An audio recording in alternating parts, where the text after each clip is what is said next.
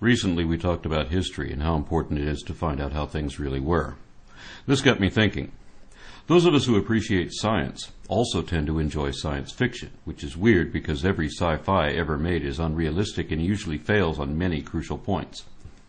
Scientists are the worst critics of sci-fi, but they're also its biggest fans because good science fiction opens the mind by posing the question, what if? This is especially true of stories involving time displacement. For example, what if you prevented your parents from getting together, or otherwise disrupted the sequence of events leading to the reality to which you belong?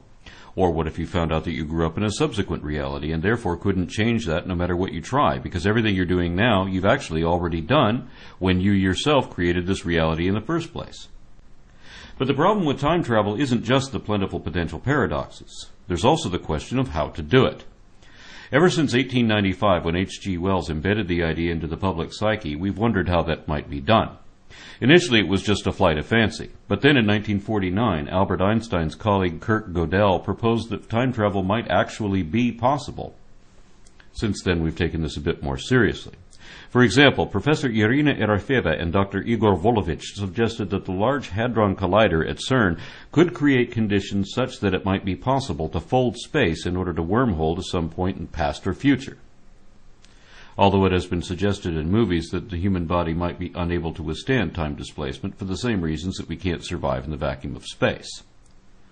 Some methods of time travel depicted in popular media have been portals of one sort or another, and our favorite ones are usually vehicles. But H.G. Wells' original time machine was neither. It couldn't actually travel anywhere. It could just sit in one place and let time move forward or backward around it. That might work only if you're traveling into the future, but even then, only if you put it in a stasis room. The stasis room creates a static field of time. See, just as X-rays can't pass through lead, time cannot penetrate the stasis field. So, although you exist, you no longer exist in time, and for you, time itself does not exist. You see, although you're still a mass, you are no longer an event in space-time. You are a non-event mass with a quantum probability of 0. How simple is that, eh? Okay, I'm ready. See you in 18 months. Even if you could keep yourself out of time, that still wouldn't reverse time. Even if you could reverse time, you still couldn't go back to a time before the stasis room was built. That's the problem John Kramer has.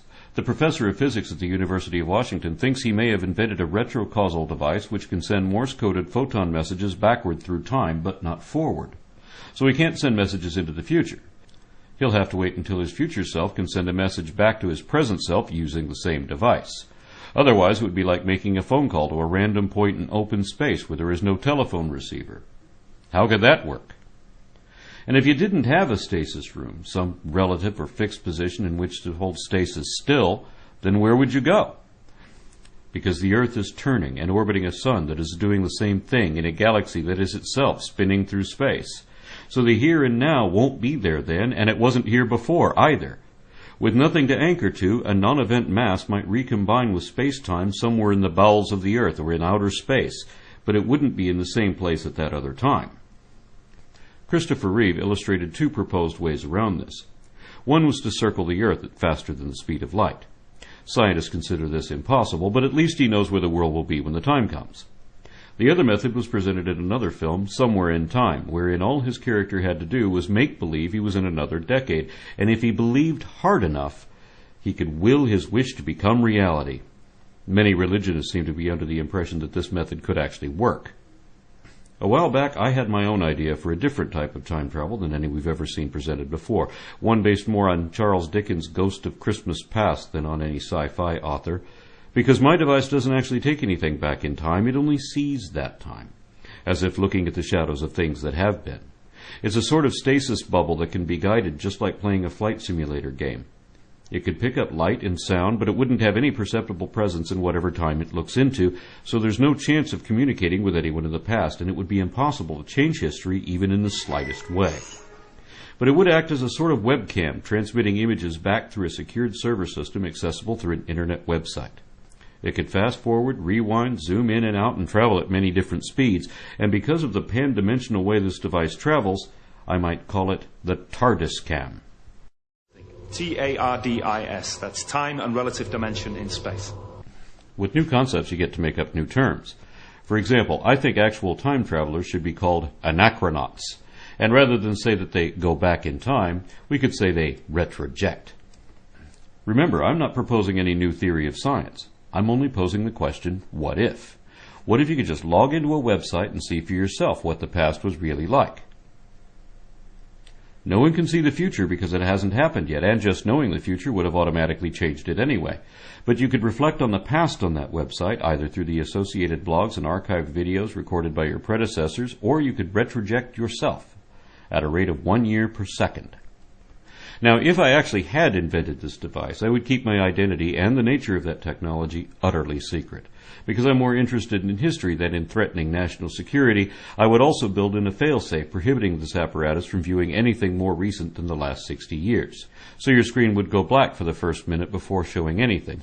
Then you would view things from a lifetime ago, going backward at high speed until you found the scene that you wanted to replay properly.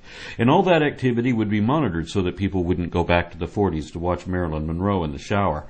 There would also be warnings posted plainly all over the site and restrictions placed against minors, because viewing history this way would be uncensored in any respect and can be really, really nasty sometimes. But your grandmother would still be able to see her own childhood and confirm that this isn't just a trick of CGI. So there would be no question but that what you're all seeing is real. Now for the what if. What impact would such a website have on society, any society worldwide? Would it be blocked immediately by half the planet? Because here's what I predict. We could see World War II in just over a minute, and those claiming Hitler was an atheist would shut up right there. So would all the Holocaust deniers. In 10 minutes, we'd all know what Muhammad looked like, if we could find him at all. And if we did, I think that would be a devastating blow to Islam, because we would all know what he really said and really believed and why. And we'd know how the Quran really came about. Likewise, it would only take a half hour to get to the time of Jesus, but no one using this software would ever be able to find him, because no one actually knows when he lived or where he died. You can't ask directions and wouldn't understand Aramaic anyway. And there was never any Star of Bethlehem or 9 hours of darkness in the daytime or undead saints wandering around downtown Judea. You could check public records of that time, but you already know none of them refer to Jesus. In less than an hour, you'd be in the time of the Exodus. But I'd bet you wouldn't find Moses either, nor see the Red Sea parted. What you would see, almost anywhere you looked, would, I think, be interesting and enlightening, but I doubt very much if any of it would match anything in the Pentateuch, because so far, nothing in history or archaeology ever has. In an hour and a half or so, you might happen across 1 week in around 2900 BCE, when most of Iraq was flooded. But you could scan anywhere forever and never see a moment when the whole world was flooded. That never happened. We know that already, and we can prove it. So how long would you want to keep looking before you finally give up and accept that? Using such a time machine, it would only take a couple of hours to disprove young Earth creationism, which is strange because it normally doesn't take that long even without one. But if you wanted to see Australopiths, you'd have to wait at least a month or two. And if you wanted to see the first whales, you'd have to let your computer scroll back for a whole year. If you want to see the last dinosaurs, you'd have to let it retroject for at least another year, and you still wouldn't know what caused the Permian extinction unless you wait another 4 years after that. The Cambrian explosion evidently took over 50 million years, and you'd get to see some of that yourself after letting your computer buffer continuously until the year 2024, assuming, of course, that you're not running a Windows-based operating system. And if you set your computer to do it today, it would finally be ready to show you a bit of the Big Bang at some point halfway into the 25th century. Well, you wouldn't get to see it, but a grateful descendant some 20 generations from now would. I would ask whether this sort of proof would be enough to change the minds of creationists, but I've asked them that before, and they've responded no.